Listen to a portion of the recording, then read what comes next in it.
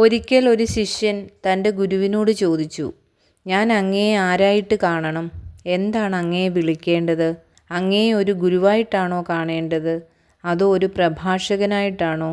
അല്ലെങ്കിൽ ഒരു പിതാവായി കാണണമോ? അതോ അങ്ങയെ ഒരു യജമാനനായി കാണണമോ? അല്ലെങ്കിൽ ദൈവമായി കാണുന്നതാണോ ശരി? ആ ഗുരു പറഞ്ഞു, ഏതാണ് നിനക്ക് ഉചിതമെന്ന് തോന്നുന്നത് അങ്ങനെ നിനക്ക് എന്നെ വിളിക്കാം. നീ എന്നെ ഗുരുവായി കണ്ടാൽ അതിൻ്റെ അർത്ഥം നീ ഒരു നല്ല ശിഷ്യനാണെന്നാണ്. നീ എന്നെ ഒരു പ്രഭാഷകനായിട്ടാണ് കാണുന്നതെങ്കിൽ നീ ഒരു നല്ല ശ്രോതാവായിരിക്കില്ലേ? നീ എന്നെ പിതാവായി കാണുന്നുവെങ്കിൽ നീ ഒരു നല്ല മകനായിരിക്കും. നീ എന്നെ യജമാനനായി കണ്ടാൽ നീ ഒരു ഭൃത്യനാണെന്ന് അർത്ഥം. എന്നെ ദൈവമായി കണ്ടാൽ നീ ഒരു നല്ല ഭക്തനാണെന്ന് ഗ്രഹിക്കാം. നീ എന്നെ എങ്ങനെ കണ്ടാലും ഞാൻ എന്താണോ അതുതന്നെയായിരിക്കും ഞാൻ. എന്നാൽ നിൻ്റെ കാഴ്ചപ്പാടനുസരിച്ച് നിൻ്റെ ജീവിതത്തിൽ വ്യത്യാസമുണ്ടാകും. ഈ ഗുരുവിൻ്റെ വാക്കുകൾ നമ്മുടെ